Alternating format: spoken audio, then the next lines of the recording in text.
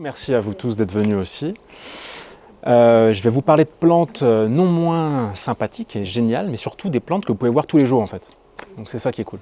Donc moi, déjà juste me présenter en quelques mots. Mon premier métier c'est journaliste. J'ai toujours été par contre spécialisé dans le monde de la montagne, dans le milieu montagnard et les plantes. J'en suis venu à devenir accompagnateur en montagne aussi. J'habite aux Ouches, petite précision. La vallée concurrente là, qui est pas loin de chez vous. Là. Et je vais vous parler en fait des plantes comestibles, d'une petite enquête que j'ai faite donc autour du Mont Blanc. À la base, c'était pour l'Université de Grenoble, dans le cadre d'un DU d'ethnobotanique. Et moi, en fait, j'ai la sensibilité gourmande, c'est ça qui m'a amené sur les plantes comestibles. C'est ça qui m'a amené sur le monde des plantes d'ailleurs, tout court, et il y a une dizaine d'années, et qui m'a fait évoluer sur le chemin de la botanique. On en a pour toute une vie de toute façon après. Donc on va voir ensemble d'abord la méthode, comment j'ai fait cette enquête ethnobotanique, la méthode, un aperçu sur les usages répertoriés, donc des usages suite à l'enquête que j'ai menée dans le coin, donc il y a des gens de Saint-Gervais qui ont participé notamment. Et je ferai un focus aussi sur quelques plantes emblématiques et leur histoire. Et, petit bonus de fin, je vous ai préparé aussi 2-3 petites choses à manger pour la fin. Donc l'ethnobotanique, c'est quoi l'ethnobotanique? Nom un peu barbare. Donc c'est une discipline qui s'intéresse aux relations qu'entretiennent les sociétés humaines avec le monde végétal. En gros, comment les plantes révèlent un peu les faits sociaux et notre culture finalement. Donc l'enquête, elle s'est menée en 3 étapes. Donc il a fallu au début cibler donc, le territoire, les personnes sources, quelles plantes, quels usages, la mise en place d'un questionnaire pour mener les entretiens, une bibliographie, la recherche participative, les entretiens, donc ça je le détaillerai un petit peu après.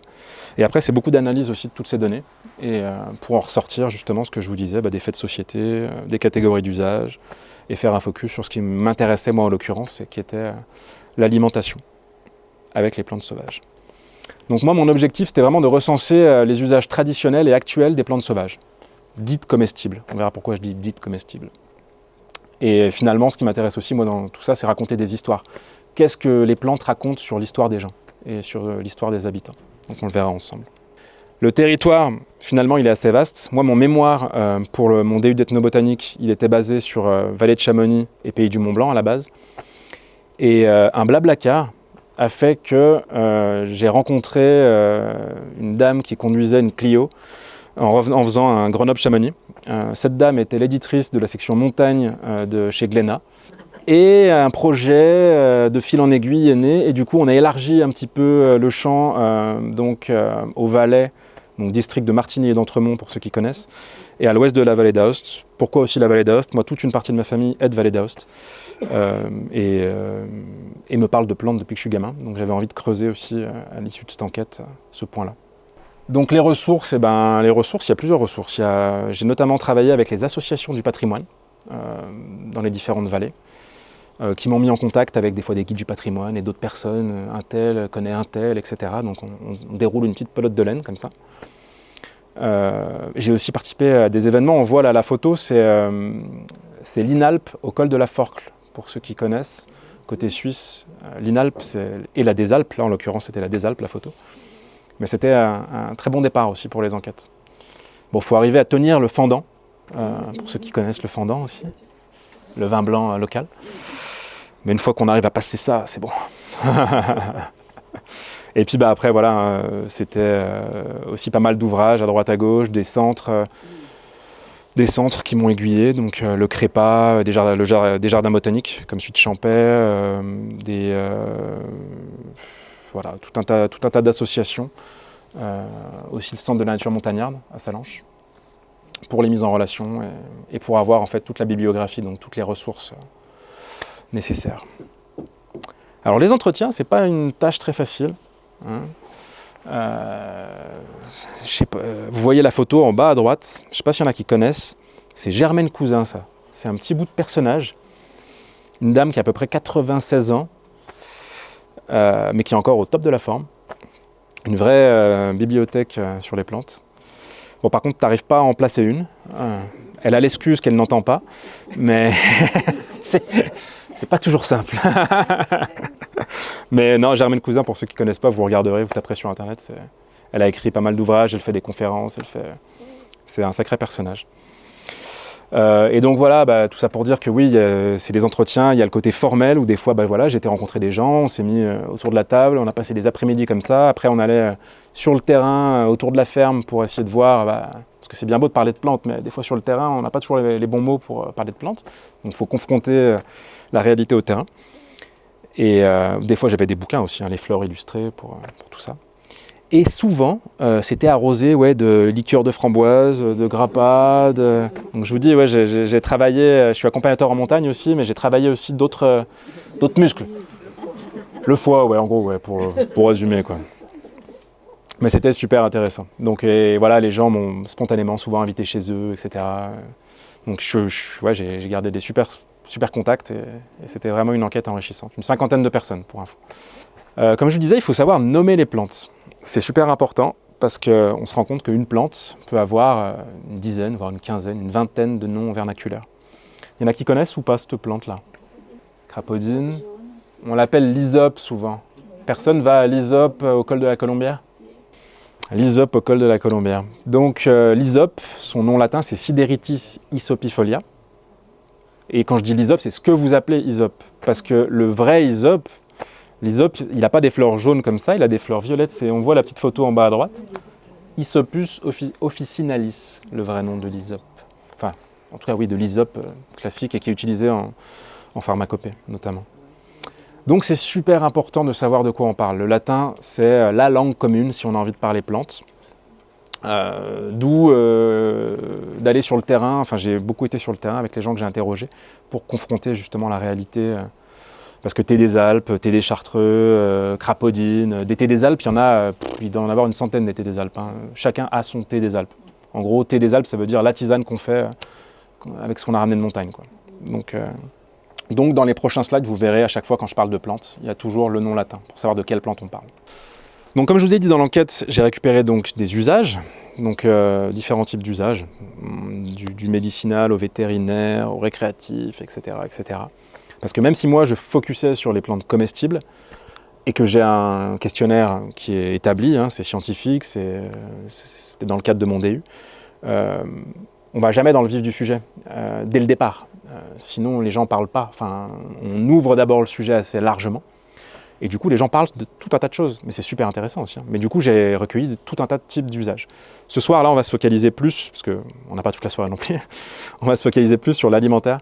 Et on verra qu'on partira d'une base de médicinal, mais parce que médicinal et alimentaire, surtout il y a une génération, c'était souvent mêlé.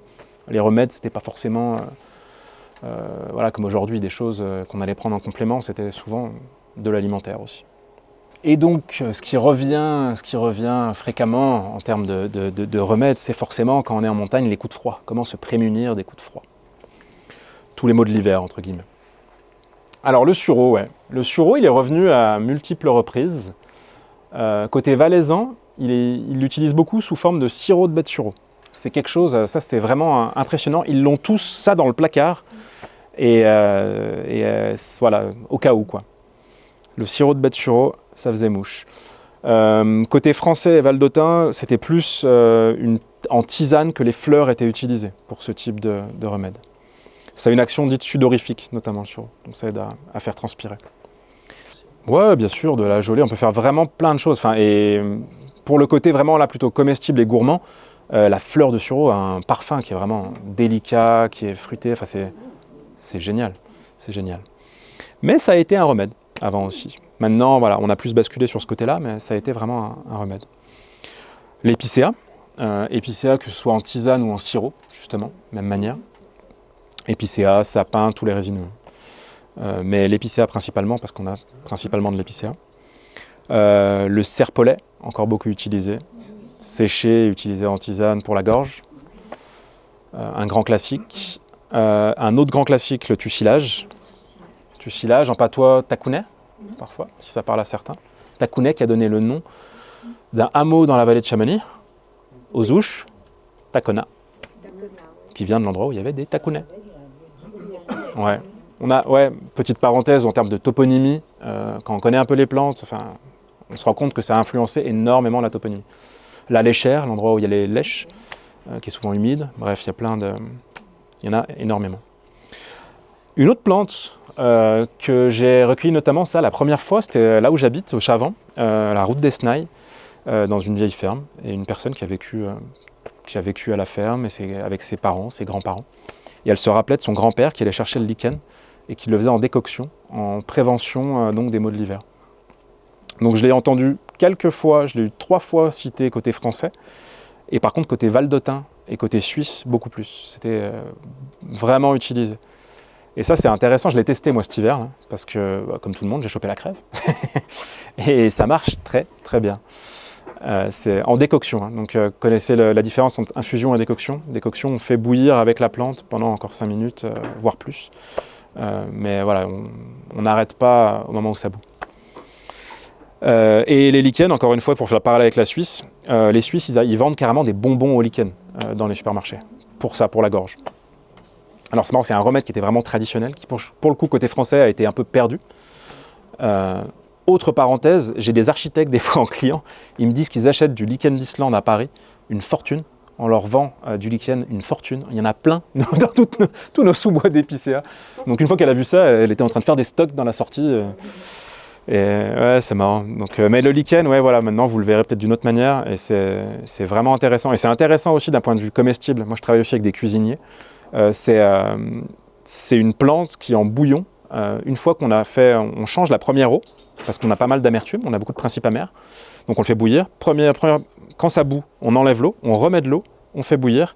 Et là, on a un bouillon qui est épicé et qui est super bon. Enfin, si vous faites des ramen, des choses comme ça, c'est génial. C'est le seul lichen, moi, que j'utilise. Donc je ne saurais pas te dire s'il y a d'autres lichens ou pas qui sont poisons. Je ne vais pas m'avancer là-dessus. Mais moi, je ramasse n'importe quel. non, le lichen d'Islande, alors bon, là, il est un peu... Tu lui demandes son nom avant de le cueillir. Tu es d'Islande? Non, le lichen d'Islande, c'est celui... je ne peux pas agrandir plus là, mais c'est celui en fait qu'on a dans les sous-bois de résineux, qui en général, et tu sais, il se fixe sur les petits rameaux de l'épicéa, il tombe à terre, il est grisâtre, et en gros on le ramasse quand il est à terre. Les plantes prises séparément, là qu'on voit là, donc ce qu'on appelle violette ou pensée, achillée, génépi, on me les a toutes citées, séparément. Et notamment les tisanes de violette pour la génération de mes grands-parents, dans la vallée, etc. C'est des choses qui, en tout cas, beaucoup de gens ont connues. Je ne sais pas si là, dans le... Non ? Aller chercher les violettes. Alors la violette que je vois, ça s'appelle Viola tricolore, le nom de cette plante. Donc cette plante-là était vraiment ramassée. En ce moment, il y en a plein à Charousse, au-dessus de chez moi. Il y en a plein, là. Elles sont en fleurs en ce moment. Ouais, et elles se ramassent en ce moment. Elles se font sécher et elles se font en tisane. Une fois sec, jamais frais. Ouais, tu peux les faire fraîches, mais c'est mieux de les faire sécher et tu as besoin de plus de plantes fraîches pour avoir le même résultat en plantes sèches. Voilà, donc génépi, l'achillée musquée qui pousse un peu plus haut. Et en creusant un petit peu, donc là plutôt sur la bibliographie, j'ai pas eu de mémoire d'homme, de mémoire d'homme, on m'a pas cité l'aspirine du montagnard, sauf une fois aussi en vallée d'Aoste. Mais en gros, on mélangeait ces plantes-là avec du lait et on faisait une infusion de ces 3 plantes dans le lait, et c'est ce qu'on appelait l'aspirine du montagnard. J'ai retrouvé ça donc dans la bibliographie et donc avec une personne aussi en vallée d'Aoste, à Saint-Nicolas, qui s'appelle Henri Armand, qui a écrit un livre d'ailleurs sur l'usage des plantes médicinales en montagne et qui a recueilli donc cette fameuse aspirine montagnard. Mais ça revient vraiment dans la bibliographie à pas mal d'endroits.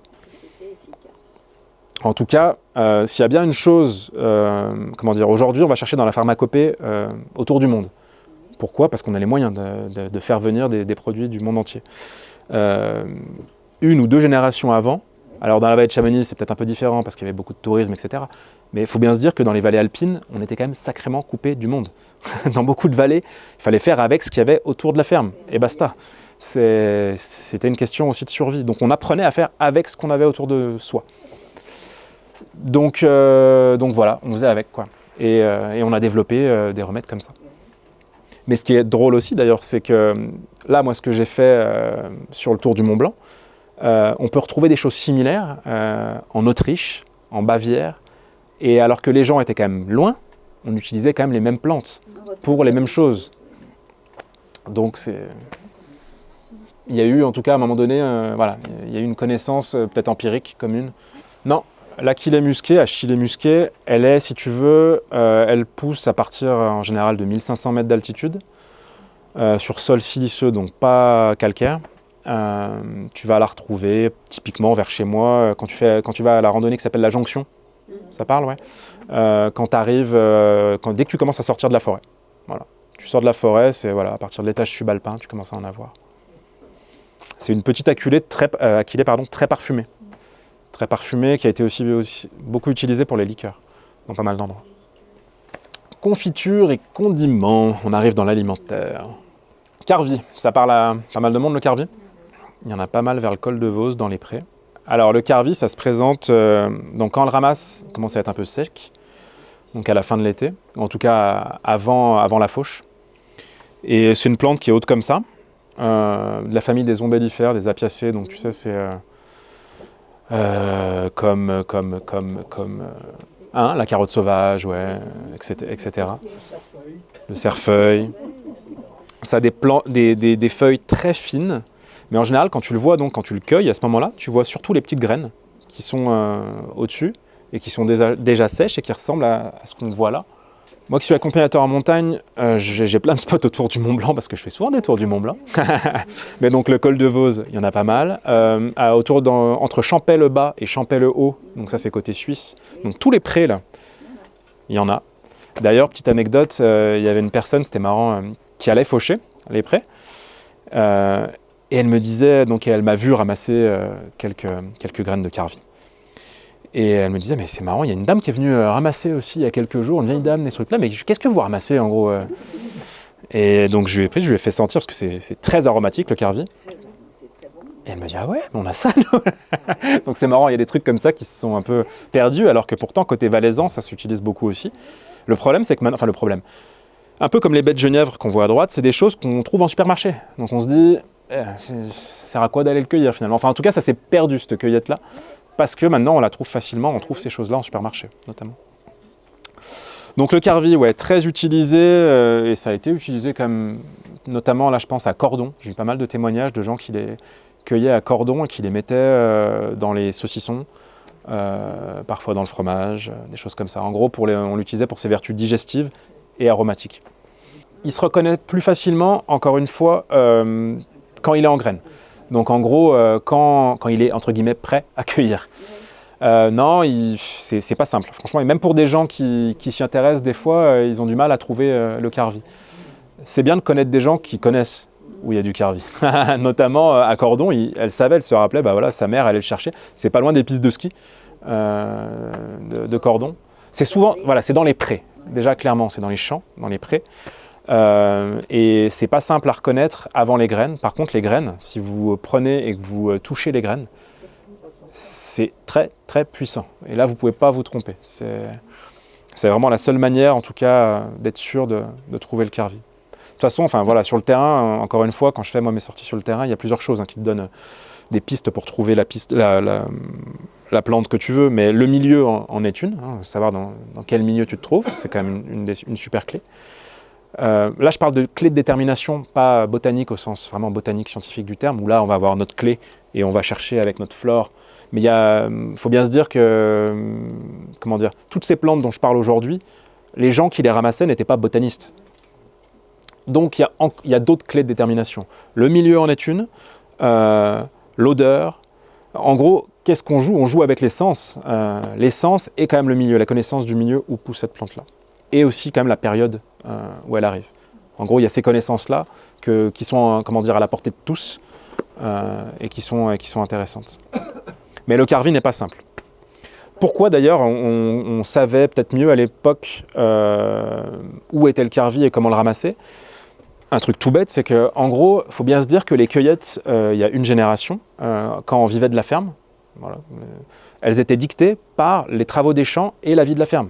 C'est-à-dire qu'on n'allait pas se dire « Putain, qu'est-ce que je vais faire ce week-end? Je vais aller cueillir du carvi. » Non. C'était plutôt « Bah ouais, il y a bientôt les foins, donc je sais que je peux choper du carvi avant les foins, en bordure de champs, quoi. » Les baies de genièvre, en général, là, donc on allait les chercher dans les alpages. Et le genévrier, c'était une plante qu'on cherchait à enlever des alpages. Si on n'entretient pas un alpage, c'est-à-dire que si on n'enlève pas régulièrement les églantiers, le genévrier, des ronces, etc., ça va s'embroussailler et ça ne va plus être un alpage. Donc il fallait régulièrement enlever ces choses-là de l'alpage. Et ça faisait partie des moments en fait, où on était en contact avec des plantes. Mais on n'était jamais en contact pour être en contact. On y était parce que à tel moment, on faisait telle chose dans le cycle des travaux des champs. Donc en effet, c'était plus simple. On connaissait, on était confronté aux plantes tout le temps. Le genévrier, au-delà donc il avait plein d'usages. Comme je disais, on allait le chercher au moment de l'alpage. Pour faire les saucissons, les rameaux de genévrier étaient privilégiés parce qu'ils donnaient un arôme aux saucissons. Les baies pour le côté digestif. Côté suisse, pour la fête des rameaux, la fête religieuse, on prenait pas du buis ou quoi, on prenait du genévrier. Et là, la petite photo, c'est ce qu'on appelle une confiture ou un extrait de baie de genièvre. Et côté suisse et Val-d'Autun, Val-d'Autun s'appelle le Zénèvre, on le trouve dans les supermarchés aussi. C'est un remède, c'est une panacée. On prend ça quand on a mal au ventre, on prend ça problème urinaire, quand on a un coup de froid, ça sert à tout. Et c'était même mis aussi le matin, ma grand-mère elle mangeait ça avec de la polenta quoi aussi, des fois. Ça donnait un coup de boost. Bref, c'était ces espèces de remèdes plats un peu qui... Voilà, on est à la frontière entre le plat et le remède, quoi. Les myrtilles, super fruit, le super fruit est reconnu et connu par tout le monde. Alors lui, il a une histoire, on pourra en parler pendant longtemps de la myrtille, mais si on va vite... j'ai eu pas mal de témoignages où la myrtille, avant d'être le fruit qu'on met sur les tartes aujourd'hui, etc., c'était aussi des fruits qu'on mettait dans des bocaux de côté et qu'on prenait quand on avait mal au ventre. Je ne sais pas s'il y en a qui ont déjà fait ça. Un remède. Ouais, un remède aussi. Côté antidiarrhéique. De toute façon, il faut bien se dire que ce qu'on a maintenant en confiture, ce qu'on a en tarte ou quoi, c'était... c'est contextuel d'une époque. Il y a une époque où le sucre, ça coûtait cher et où on n'en foutait pas de partout, quoi. Donc, voilà. Il faut toujours contextualiser les recettes. Et donc petit à petit, avec le tourisme, etc., c'est devenu un emblème des montagnes. Il y a eu des cueillettes commerciales parce qu'on en revendait aux restos, aux auberges, aux refuges, etc. Et aujourd'hui, c'est même un complément alimentaire, je crois, les myrtilles, pour son côté antioxydant, pour les yeux, exactement.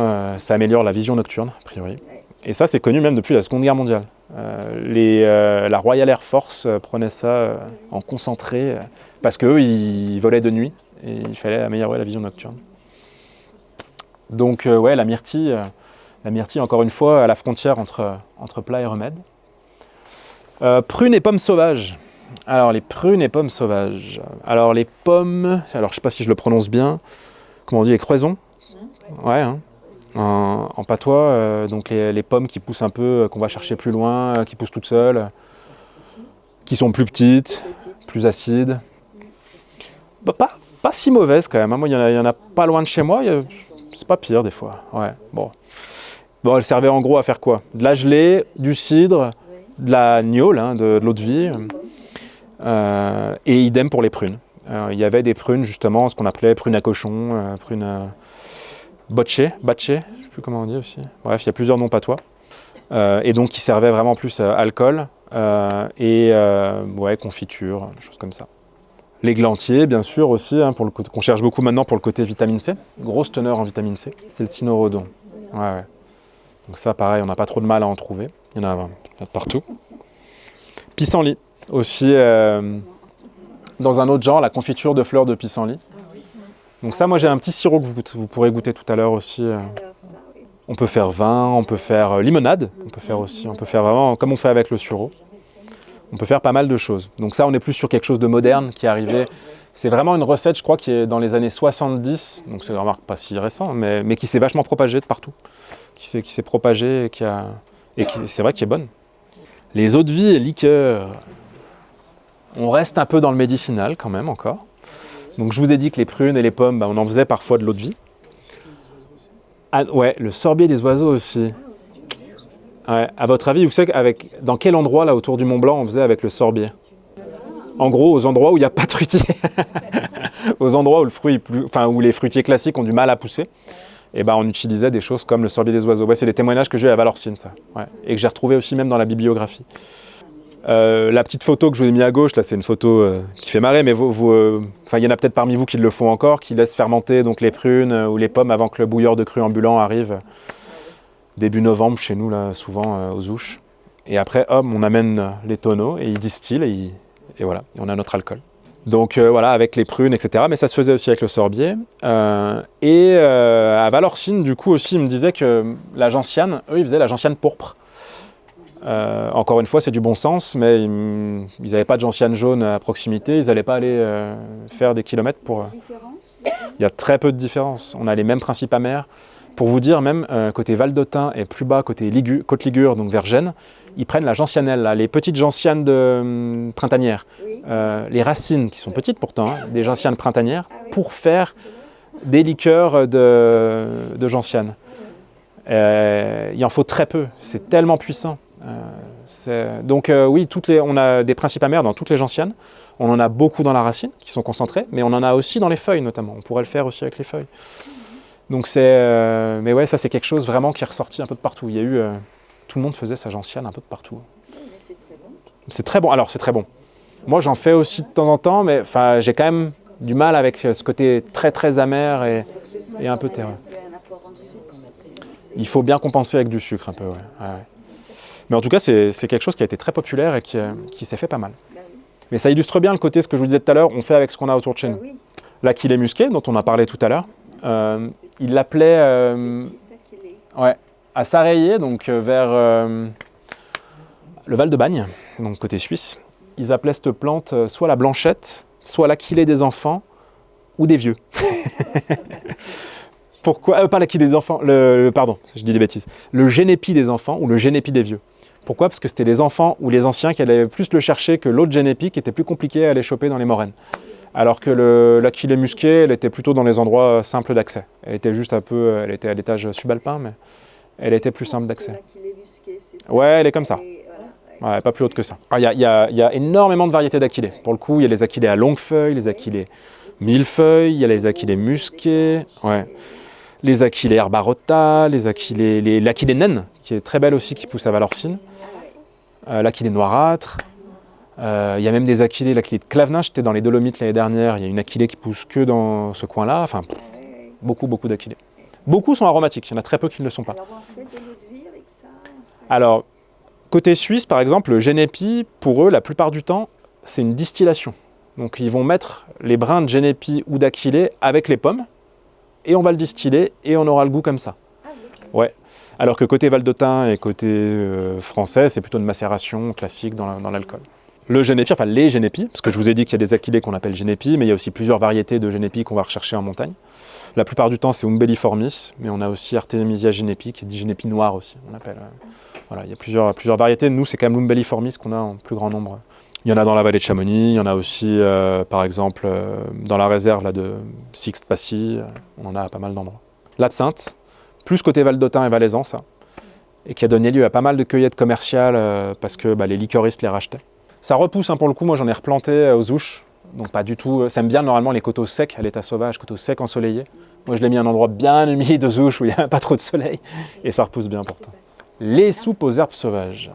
Donc comme je vous disais tout à l'heure, c'était vraiment lié, encore une fois, ça, aux besoins et à la vie à la ferme. Il y a une période, et on est dedans, en tout cas vers chez moi, on est pile poil dedans, où on a les jeunes pousses qui commencent à être prêtes. C'est pas assez haut pour que ça gêne. Après, quand ça va être fauché, les coins qui vont être fauchés, on ne peut plus y aller. Quand il y a le bétail, pareil. Donc là, il y a les prés encore autour de la ferme avec toutes les jeunes pousses, et on peut les cueillir. Et donc c'est parfait, quoi. C'est le bon moment. En plus, ça arrive vraiment au moment où, si je me remets dans le contexte d'une ou deux générations avant, on avait eu le régime sec de l'hiver qui n'était pas très varié et les organismes ne doivent être pas en forme. Donc là, tu te fais ta cure de vitamines, de minéraux au bon moment, quoi. Et il y avait clairement, ils appelaient ça des cures dépuratives, quoi. Mon grand-père, moi, il prenait pendant 9 jours de suite, il faisait la soupe avec les orties et d'autres choses, mais c'était quand même les orties, c'est ce qui était le plus, c'est ce qui mettait le plus, en tout cas dans la soupe. Donc c'était vraiment des cures dépuratives de printemps. Et là, j'ai envie de dire, il y a beaucoup de choses. Donc ouais, la bistorte, ça typiquement à Valorcine, c'était l'ingrédient principal. Pourquoi ? Parce que quand tu arrives vers l'endroit, le hameau là, du Buet, la Poya, c'est que ça en est rempli là en ce moment-là. Donc, je sais pas à Saint-Gervais où c'est qu'il y en a, mais c'est... Ouais, ça s'appelle, en patois, souvent c'était l'enva des bouts, bourré à Valorcine. Ça faisait référence à chaque fois langue de bœuf. Parce que ça ressemble à une espèce de longue langue qui sortait. Et c'est un peu blanchâtre sur le côté inférieur de la feuille. Et ça fait une petite fleur rose, un pompon rose, que je suis sûr que voilà, vous avez forcément croisé ce petit pompon rose. Mais la bonne période pour le ramasser, par contre, c'est avant la fleur. C'est maintenant, quand les jeunes pousses sont encore tendres, pas amères, etc. Donc ça, la silène enflée, tout le monde la connaît, peut-être pas sous ce nom-là, mais c'est celle qui fait des petites fleurs blanches, un peu gonflées, les pétards, voilà, qu'on s'amusait à faire péter, il y a la petite graine qui... Voilà. Hein ? Ouais, et d'ailleurs là, si vous... Alors, fourte, comment dire ? Après, ça demande un peu une... Ça demande de l'habitude et de l'expérience pour reconnaître les plantes avant les fleurs, parce qu'on n'a pas toujours l'habitude, souvent c'est la fleur qui va nous donner le... Donc ça, c'est pas évident. Par contre, la silène, comme toutes les cariophyllacées, elle a les feuilles qui sont opposées. Elle a un vert qui est un peu glauque, c'est un vert différent qu'on arrive à qui dénote un peu dans un pré. Et par contre, ça a au goût, ce qui est génial, c'est que ça a le goût de petit pois. C'est sucré et ça a un petit goût de petit pois, comme quand on mange la cosse du petit pois. Donc c'est vraiment très bon. Et c'était très utilisé, ça, côté Val-d'Autun, notamment, dans les soupes. Mais ça, c'est vraiment des choses qu'on... Les feuilles. Les feuilles. Toujours privilégier les feuilles. Ouais. Les tiges, des fois, ça va être plus dur, plus... Ouais.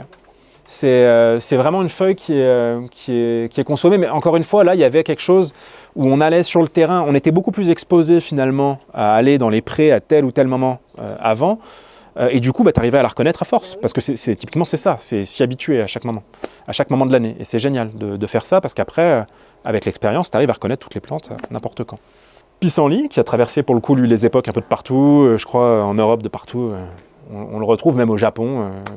Le pissenlit c'est quand même quelque chose qui est utilisé pour le côté dépuratif de partout dans le monde. L'ortie, pareil, partout où elle pousse, elle est utilisée, pleine de vitamines, de minéraux, de protéines. Elle est une plante géniale, la plante du pauvre. L'épinard sauvage, ça c'était marrant, c'est... toujours donc dans la route d'Esnailles, la même personne qui m'avait dit mais moi en ce moment, donc je l'avais interviewé en avril il y a 2 ans, et elle m'a dit moi en ce moment je cueille la varquenne. Je cueille la varquenne, ok. Et donc on avait été faire le tour de la ferme, etc. Et je m'étais rendu compte que oui, c'était l'épinard sauvage qu'elle appelait la varquenne. Et pour le coup, c'est un nom patois qu'on retrouve aussi côté valaisan et Val-d'Autun. Mais il n'y en a pas beaucoup qui connaissent encore le nom patois, quoi. Mais là, varquenne, ouais. Donc l'épinard sauvage, on le reconnaît vraiment quand on le touche comme ça. Là, ça fait des jeunes feuilles qui ressemblent aux feuilles d'épinard cultivées. Pour le coup, il a été domestiqué il n'y a pas si longtemps si on prend l'échelle des plantes. Et quand on le touche, il a une texture siliceuse. Il y a de la silice sur la face inférieure des feuilles. Donc ça fait comme du sable qui vous reste sur les mains quand vous le touchez. Ça peut vraiment pas louper ça pour le coup.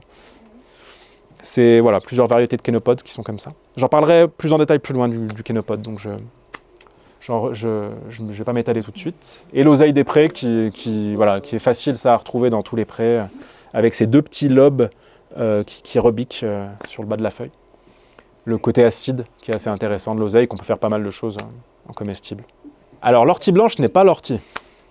L'ortie blanche, c'est du lamier blanc. C'est pas la même famille d'ailleurs, c'est la famille des lamiacées. Ça fait des feuilles blanches, des fleurs blanches, pardon. Ça ressemble à l'ortie, mais tu t'y piques pas par exemple. Donc non, mais c'est une autre plante qui est comestible aussi, mais c'est pas de l'ortie. Ouais. Pas aussi bien, en tout cas, elle n'est pas aussi riche, en minéraux que l'ortie. Il vaut mieux les prendre petites comme ça. Il vaut mieux les prendre jeunes, toujours prendre les feuilles du haut, jeunes. Et après, tu vas avoir une sensation, on appelle ça de caustique, quand tu vas l'avoir en bouche. C'est-à-dire que ça va rester un petit peu en bouche. Râpé, voilà, ouais. Ça va être râpé un peu. Et que tu auras moins avec les jeunes pousses. Ouais, après, j'ai envie de dire, si tu veux faire une soupe, mets des gants. Mais oui, en effet, autrement, les prendre dans le sens du poil. Ouais. À Valorcine, une dame m'avait dit qu'elle, quand elle avait des rhumatismes ou des crises de rhumatisme, elle se roulait dans l'ortie. Là, on glisse gentiment vers vers d'autres choses, mais ça, c'est les souvenirs d'enfants. On a tous, chaque génération, chaque souvenir d'enfant, enfin, on a tous fait des, comment dire, on a tous interagi avec les plantes d'une certaine manière. Ma génération prenait souvent les fleurs de trèfle qu'on suçotait, voilà. Il y avait aussi l'oxalis, mais pour d'autres générations, il y avait d'autres choses. Et notamment le salsifis, la fleur qu'on voit là, c'est une tige qui était prise dans les prés, pareil, à cette période maintenant, là, et qui est hyper sucrée, donc c'est super bon. Il faut la prendre maintenant, par contre. Après, on va faucher et ça va repousser, mais je trouve que la deuxième pousse est moins bonne. Enfin, c'est vraiment maintenant, là. La première pousse, c'est la plus douce. C'est la tige qu'il faut manger ou la fleur? Les deux. Les deux? Ouais, tu prends en fait... Donc, quand elle est en fleur, tu prends à hauteur de là. Tac. Tu coupes là, et tu manges. Ouais. Les chardons, ça concerne plus ceux qui, gamins, gardaient les chèvres ou les petits chevriers qui s'amusaient à dépioter le chardon. Moi, j'aime bien m'amuser à le faire de temps en temps. Et ça fait... Ouais, ça occupe, ouais. Et ça a un goût un peu comme le cœur d'artichaut. C'est la même famille, hein, c'est des astéracées. Mais par contre, comment dire, t'as moins de volume, forcément. Je n'irais pas faire une salade de cœur de chardon. Alors, comment on le dépiote? Tu prends le cœur en fait, du chardon, t'attends en fait qu'il soit monté. Tu prends en fait le cœur et en fait tu vas enlever, c'est pas les pétales, mais c'est les tépales. Là, t'enlèves, tac, tac, tac, tac, tu les enlèves jusqu'au cœur. Et après, tu peux le grignoter comme ça. Ouais. Et c'est bon, ça a le goût du cœur d'artichaut. Par contre, c'est plus laborieux. Il faut avoir le temps. La rhubarbe des moines. Hop, la rhubarbe des moines, tout le monde l'a vu, le rumex, les grosses feuilles, alors qui sont appelées des fois co, lapé, ça a plusieurs noms patois. Et il y a pas mal de gamins qui se souviennent de grands-parents qui se souviennent que gamins, ils suçotaient le pétiole, la tige, ou ils le trempaient dans du sucre avant de le suçoter, voilà. On peut en faire pas mal de choses aussi de ça, du rumex, une fois cuit notamment. C'est une plante qui est hyper commune, dont on ne sait pas quoi faire. Enfin, les alpagistes, ils les motocultent. Non, les vaches ne les mangent pas. Ouais. Le réglisse des bois, en ce moment, c'est maintenant que c'est bon, qu'on peut suçoter, qu'il y a un petit goût de réglisse. Bon, il faut quand même bien enlever aussi, bien débioter avant. Ouais, c'est une petite fougère. Le nom patois à Valorcine, c'est fiotzette, ça veut dire petite fougère. L'oxalis, que tout le monde voit dans les sous-bois régulièrement, qui a un petit goût acide qui est intéressant et qui, celui-là, d'un point de vue traditionnel, était consommé souvent au passage, comme ça, pour coupe-soif, comme coupe-soif. Ouais. On se baladait pas tout le temps avec des gourdes, donc c'était... Et ça, c'est mon petit protégé en bas à droite, vous pourrez goûter, j'ai sa version alcoolisée. Cerfeuil musqué ou myrodorante, le nom latin c'est Myris odorata. C'est une super plante, je l'avais vue moi pour la première fois il y a 6 ans avec François Couplan en Suisse. Ça poussait pas loin d'un chalet. Et je l'ai trouvé vers chez moi, suite à pas mal de témoignages. On me disait, mais ça, on en avait avant dans le jardin, etc. Ils sont plus dans les jardins, mais ils se sont échappés, ces petites plantes se sont échappées, elles sont jamais bien loin dans les hameaux, quand elles sont là. Par contre, pour les identifier, là, il faut s'accrocher, parce que ça ressemble comme 2 gouttes d'eau à d'autres cerfeuilles. C'est vraiment pas simple à identifier. Par contre, une fois que tu as mis la main dessus, waouh, ça dégage une odeur d'anis. C'est très très puissant. Rien à voir avec le cerfeuil pour le coup. Et c'est génial. Enfin, je la cuisine moi à toutes les sauces parce que c'est bon, c'est digestif en plus. Et j'en fais une anisette. Donc en gros, moi je le fais en alcool à 30 degrés à peu près. Vous pourrez goûter tout à l'heure ceux qui veulent. J'en ai amené. Et donc on a glissé gentiment vers ce qu'on appelle les gastronomiques, mais en gros vers tout un tas de plantes. Et là, j'en ai mis 6, mais j'ai envie de dire sky is the limit, hein, il y en a beaucoup. Mais toutes ces plantes finalement qui n'avaient pas forcément, ou qui avaient une autre histoire, ou pas d'histoire, et qu'on a redécouvert pour leur côté aromatique. Le premier, c'est l'ail des ours. Genre il y a 20 ans, personne n'utilisait l'ail des ours. Personne voulait de l'ail des ours. Enfin, c'était le truc, voilà. Alors que maintenant, on le retrouve de partout. Mais c'est impressionnant, ils le mettent de partout. Enfin, tu fais un marché, tu as de l'ail des ours à toutes les sauces, quoi. C'est donc, de partout, des saucissons, ouais. Donc c'est vraiment une plante. Moi, je pense que ma fille, elle dira c'est traditionnel. Parce que elle aura vu l'ail des ours de partout, elle aura vu. Donc ça montre un peu aussi comment dire. Quand on dit c'est la tradition, une tradition en fait ça vit, ça évolue, et il y a des choses qui ne l'étaient pas, qui le deviennent et vice versa. L'ail des ours, ça c'est rentré je pense déjà dans la tradition. Mais pour le coup, c'est très jeune. Faut bien se... Et de partout. Hein. Suisse, Italie, c'était pareil. On trouvait ça trop fort, on disait que c'était... Enfin bref, c'était pas... On l'utilisait pas, on avait de l'ail, pourquoi utiliser l'ail des ours? Faut pas en abuser, hein. C'est un peu laxatif aussi, l'ail des ours. Si tu as envie de te purger, là, on remarque c'est bien en ce moment. Mais je sais que c'est assez purgatif, ouais, faut pas... L'Achillée millefeuille, on en parlait tout à l'heure, qui est utilisé maintenant énormément aussi en cuisine. En Vallée d'Aoste, ouais. Achillée musquée, donc on est toujours, c'est le même genre, Achillea.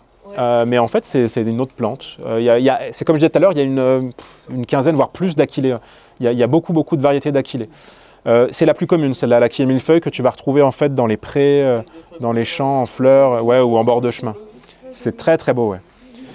C'est très très beau et ça a un arôme très camphré, c'est très puissant. Ouais, c'est très puissant. Moi, je fais un cake, par exemple, chocolat Achillée, qui est super bon. Il faut quelque chose qui contrebalance un peu. En Vallée d'Aoste, il y a une société qui fait des truites fumées, et ils font des truites fumées à l'Achillée millefeuille. J'ai un cousin en Vallée d'Aoste qui fait aussi sa mozzetta, une viande séchée de cerf, à l'Achillée millefeuille. Là, on est sur les fleurs plus. Les fleurs sont plus aromatiques que les feuilles. Ouais, sont plus aromatiques, vraiment. Pour la petite histoire, à Cordon, à la Léchère justement, à Cordon, une personne me disait que l'Achillée était utilisée par son père pour tout ce qui était usage vétérinaire, pour soigner les coupures des vaches, ou après qu'elle ait vélé la vache, on lui faisait aussi une infusion à base d'Achillée. Donc c'était utilisé d'une autre manière. Voilà. Vétérinaire, on a glissé vers le gastronomique maintenant de plus...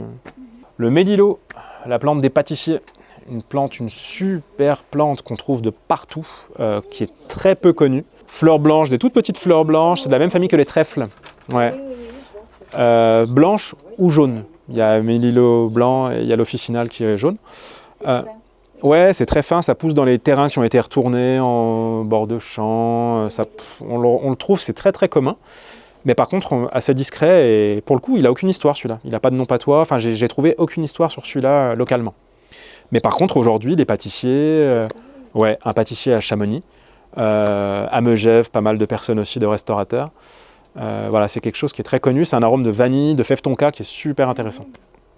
Donc ça permet de faire des sablés, notamment, moi je fais des petits sablés aromatisés du coup au mélilo, où tu n'as pas besoin justement de faire... Enfin, tu n'utilises pas de la vanille qui vient de Madagascar par exemple, tu utilises ton mélilo. Quand il est en fleurs, c'est l'inflorescence. Donc juillet. Ouais, après, il faut être vachement... comment dire en fonction de l'altitude, en gros, ça va s'étaler et du fauchage. Tu peux te dire que ça va s'étaler de début juillet à fin août. Tu vois, tu vas avoir l'été sur différents spots. Ouais, les fleurs, ouais. La sommité. La pimprenelle. Alors la pimprenelle, j'ai trouvé un seul usage, au-delà de l'usage culinaire actuel, qui est ce petit goût de concombre que tu vas retrouver, que tu vas pouvoir mettre dans les salades, où tu peux faire un tzatziki sans concombre, par exemple. Au-delà de ça, c'est Giulio Bergari, dans les Aravis, qui lui avait trouvé un usage apparemment, pas vétérinaire, mais en gros, qui disait que c'était une plante que quelqu'un lui avait dit qu'elle était favorisée dans les pâtures, parce que ça faisait des bonnes pâtures, quoi, et que ça faisait du bon fromage. Hormis ce témoignage-là, j'ai eu 0 témoignage sur cette plante-là. Exactement, elle contient beaucoup de tanins. C'est une plante de la famille des rosacées. Toutes les plantes de cette famille-là ont beaucoup de tanins et sont utilisées, comme l'alchimie d'ailleurs, pour quand vous avez des problèmes type en effet diarrhée. Ça resserre les tissus, donc ça va avoir tendance à constiper ou justement à arrêter la diarrhée. La spérule, aspérule odorante, qu'on trouve pas mal aussi dans le coin. Je ne sais pas s'il y en a qui connaissent. Aromatique, très... Dans les sous-bois, ouais, il y en a dans les sous-bois de Salanches, là, de Servoz, vers Burzier, il y en a beaucoup. Donc c'est vraiment une plante, pour le coup, vous l'avez peut-être vu, c'est au séchage qu'elle dégage ses arômes, mais elle est très aromatique. Un arôme qui se rapproche du mélilo, pour le coup, qui est assez intéressant. Donc très intéressant pour les desserts, pour les alcools, qui était plus utilisé sur le côté germanique que ici. Moi, j'ai pas retrouvé d'usage historique ici. C'est plutôt un usage contemporain, là, pour l'arôme. Une plante intéressante aussi, d'ailleurs, la spérule, pour le côté, pour les gens qui sont un peu stressés ou quoi, c'est une plante qui est dite calmante, qu'on peut utiliser en infusion pour le côté calmant. Attention au séchage, la plante, si on la sèche mal et qu'elle moisit, va devenir toxique. En gros, la substance qui donne son arôme, ça s'appelle la coumarine, Ça devient dicoumarine quand elle moisit, et là, ça devient toxique. Donc, il faut vraiment faire attention au séchage. La reine des prés, très commune dans les coins un peu humides, les prés un peu humides. Ouais, pareil, une plante. Alors, pour le coup, elle qui était utilisée d'une autre manière traditionnellement, plus que le thé vétérinaire aussi. Que j'ai eu, pareil, témoignage à Cordon et à Valorcine sur l'usage vétérinaire de cette plante-là. Les fleurs, alors pour le côté anti-inflammatoire, etc., tu peux utiliser les feuilles et les fleurs. Si tu veux vraiment avoir le côté aromatique puissant, on utilise plutôt l'inflorescence, les fleurs, ouais, qui sont les plus aromatiques.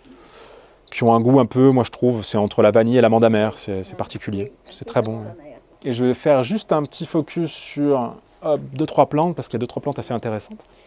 La varquenne, on en a parlé, le kénopode. Et le kénopode, il a ça d'intéressant. Alors déjà, qui représente un peu cette cueillette saisonnière dont on a parlé tout à l'heure, hein, c'était vraiment les jeunes pousses qu'on cueillait autour de la ferme au printemps, utilisées en cure, en soupe, un peu de plein de manières, mais c'est une plante qui nous suit depuis super longtemps. Les kénopodes, il y a eu des recherches en une discipline qu'on appelle la carpologie, c'est l'analyse des graines notamment qui ont été retrouvées par des archéologues. Alors c'est marrant, j'ai rencontré en Crète l'année dernière un archéologue allemand mais qui travaille en France et qui est justement archéologue, carpologue. Il étudie, en fait c'est un peu comme étudier les fossiles des plantes, quelque part, les fossiles laissés par les graines sur des sites archéologiques. Et on s'est rendu compte que les kénopodes nous suivent depuis plus de 4000 ans. Donc depuis que l'homme s'est sédentarisé, et ben, il y a des kénopodes. Ouais, on retrouve les kénopodes, on retrouve même donc, des amas de graines. On a retrouvé des amas de graines dans les grottes qui laissent à penser en gros qu'on les utilisait comme substitut pour les années où le céréal donnait pas bien, quoi. Il y a d'ailleurs un kénopode qu'on utilise de cette manière actuellement. Si je vous parle de quinoa, le quinoa, c'est Kénopodium quinoa. C'est le même genre que l'épinard sauvage qu'on a chez nous. C'est un kénopode aussi, dont on utilise les graines, un peu comme un substitut justement de céréales aussi. Et au-delà de ça, qu'est-ce que je voulais vous dire ? Oui, juste que pourquoi cette plante est apparue, ou en tout cas s'est développée et a développé tout un tas de sous-espèces depuis que l'homme s'est sédentarisé. Il y a eu des études qui ont été menées, notamment en Suisse, par Ernst Zürcher, qui est un agronome suisse de Zurich, qui est assez connu et qui a écrit pas mal de livres sur les arbres aussi, etc. Et il disait qu'il y a l'optimum de biodiversité à l'échelle humaine, en tout cas. Non, même pas à l'échelle humaine, je suis bête moi. L'optimum de la biodiversité avant l'apparition, je ne sais plus à quand, sur quelle échelle il s'est basé. Bref, je pourrais vous citer l'étude, elle est dans mon bouquin après. C'est le début de la sédentarisation de l'homme. C'est le néolithique. Ce qui va un peu à contre-pied de ce qu'on se dit des fois. On se dit, depuis que l'homme est là, il y a une chute de la biodiversité. Ce qui est intéressant là, c'est que ces études montraient que c'est au début où l'homme s'est sédentarisé. Pourquoi ? Il a ouvert des milieux, il a créé des bocages, il y a eu une myriade de différents milieux, et du coup, il y a plein d'espèces qui ont foisonné, en fait, à ce moment-là. Et par contre, le déclin de la biodiversité, ils l'ont daté à peu près au début du 19e siècle, ou un peu avant, et c'est l'ère industrielle. L'ère industrielle où là, par contre, on est devenu quand même vachement nombreux. Du coup, ça devient plus compliqué. Et en plus, on a cassé tout ce qu'on avait fait avant, quoi. C'est-à-dire qu'on a voulu faire comme... C'est quoi ? C'est la taylorisation Ford, là, on a voulu standardiser tous les trucs, on a tout étalé, on a tout... donc là, on a cassé les milieux, complètement. Mais comme quoi, je veux dire, on peut avoir une action bénéfique aussi, quoi. L'homme n'est pas que néfaste, c'est pas un extraterrestre qui serait atterri là pour tout détruire. On peut faire aussi des choses bien, on peut être intégré dans notre milieu, quoi. C'est une question d'équilibre, c'est comme tout, quoi. Hop. Et juste là, c'était une recette, la soupe du Mayen, ça c'est ce qui était consommé donc, dans les Mayens valaisans. Parce que ce que tu as consommé à la ferme fin avril, quand tu remontes après, un mois plus tard, quand tu montes au Mayen, tu as la même chose que ce que tu avais un mois après. C'est l'avantage d'être en altitude, c'est que tu remontes dans le temps quand tu montes de 500 mètres. Petit focus sur le Genep pour dire que c'était vraiment une panacée aussi dans pas mal d'endroits, notamment autour de Valorcine. C'était, avant le XVIIIe siècle, c'était utilisé de toutes les manières. Donc c'était cueilli par contre que par certaines personnes. Encore une fois, c'était pas des personnes du village qui allaient exprès chercher ça. C'était souvent soit des bergers de chèvres, ou des chasseurs, ou des cristalliers qui allaient le chercher. Parce que c'était eux qui étaient au plus près de la plante, et qui la connaissaient, et qui l'avaient vue, cette plante. Donc c'était vraiment cueilli en grosse quantité, séché et utilisé de manière communautaire, si je prends l'exemple de Valorcine. Donc là on est sur le côté 18e, quand on arrive au 19e siècle, il y a les liquoristes qui ont commencé à pointer le bout de leur nez et on a commencé à faire de la liqueur de Genepi, apparemment déjà au 19e. Donc là il y a eu une cueillette qui s'est intensifiée, parce que c'était une cueillette commerciale qui faisait en fait un petit pécule aux paysans en plus, quoi, hein, ils vendaient ça pour se faire un peu d'argent. Et puis après, c'est devenu l'emblème qu'on connaît, le côté t'es pas un vrai montagnard si tu vas pas chercher ton Genepi, si t'as pas ton coin à Genepi. Donc il y a eu vraiment par contre du coup l'effet pervers de ça, c'est que il y a eu une cueillette trop forte et du coup il y a eu moins de Genepi, déclin du Genepi. Et du coup on a appris à la domestiquer en Valais, c'est depuis le Valais que c'est parti, un site qui s'appelle Agroscope, où ils ont réussi à domestiquer le Genepi et à faire de la culture de Genepi qui s'est maintenant développée depuis quand même une dizaine d'années un peu partout dans les Alpes.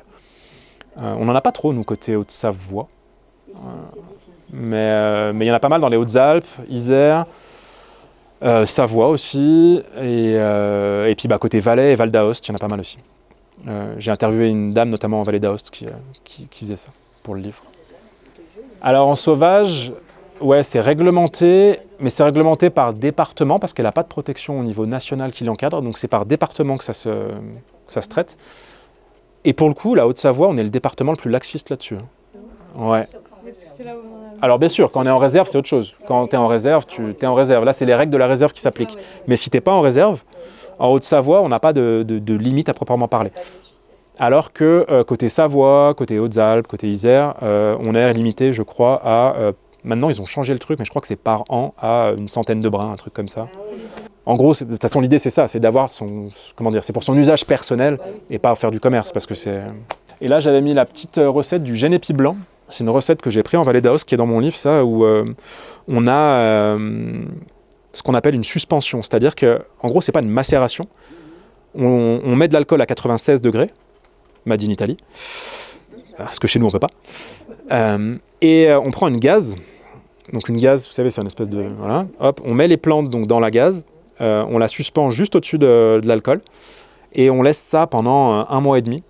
Et en gros, ce qui va se passer, c'est qu'on va avoir l'arôme du Genepi sans avoir l'amertume. Donc là, pour le coup, on n'est plus du tout dans le remède, on est vraiment dans le plaisir. Et voilà, et après on coupe avec de l'eau et du sucre. C'est ça, faut pas que ça touche. Donc c'est pour ça d'ailleurs qu'ils appellent ça blanc, mais parce que c'est pas teinté, ça va être comme de l'alcool, quoi, transparent. Écoute, j'ai là-dedans, tu regarderas. Moi, je suis pas, tu sais, le 40 brins, 40 sucres, machin. Déjà, 40 sucres, moi, je trouve que c'est trop. Ça permet de donner une ordre d'idée. Mais ouais, ça doit être à peu près ça. Ouais. La berce. Alors, la berce, elle a plein de noms, donc son nom latin, ouais, c'est Heracleum spondyleum. Heracleum, pourquoi ? Parce que c'est une plante qui va être en référence à Héraclès, qui va devenir hyper grosse. Ça fait des ombelles avec des fleurs mastoc, donc Héraclès qui soulève la plante. Bon bref, ça fait penser à ça aux Grecs, c'était leur moyen mémotechnique. Et elle a été souvent appelée kakoué en patois, et kakoué c'était toutes les plantes qu'on enlevait dans les foins qui n'étaient pas bonnes pour les foins, qui étaient une tige trop dure. Et c'est un certain monsieur Vera qui l'a repopularisé dans les années 80, ouais par là, 80. Pour son arôme agrume, qui est une plante vraiment, c'est vrai qu'il y a un arôme super intéressant. Tout d'ailleurs. Hein. Celle-là, elle s'est échappée des jardins pour la petite histoire. Elle n'est pas endémique d'ici. Elle s'est échappée, elle a prospéré. C'est une plante qui est vraiment invasive, quoi. Et elle peut faire jusqu'à quasi 3 mètres de haut après. C'est immense. Ça fait des tiges qui font 10 cm de diamètre. Ouais. On en voit beaucoup sur le Tour du Mont Blanc, justement, vers Champais. Il y a plein d'endroits où on en voit vraiment des mastocs, quoi. Donc oui, c'est une plante qui est photosensibilisante, donc pas s'y frotter avant de se mettre au soleil. C'est le cas aussi de la petite berce, par contre, elle l'est beaucoup moins. Voilà, a priori, il ne faut pas s'y frotter non plus avant de se mettre au soleil, mais on peut la toucher sans avoir de problème. Sauf si on est hypersensible, c'est bien de le savoir. Mais... Donc on mange vraiment de tout maintenant dans la berce, c'est devenu un classique de la cuisine sauvage. Et voilà, ouais, pour la petite histoire, elle revient de loin. Hop, et là j'avais mis une petite recette qui est les madeleines aux fruits et tiges de berce confites. Pour info, ouais, est-ce qu'il y en a qui ont déjà goûté les graines de berce ? Ces petites graines-là. C'est très puissant. En gros, moi je trouve que t'as l'impression de manger comme si tu croquais dans une clémentine, mais avec la peau, quoi. ça arrache. C'est à la fois acide, amer, c'est tout. C'est un peu épicé, ça fait un peu comme le gingembre, je trouve. D'ailleurs, il y en a qui appellent ça aussi le... Merde, comment on appelle ça? Le Viagra des montagnes. Ouais, bah... Forcément, il en fallait un, j'ai envie de dire.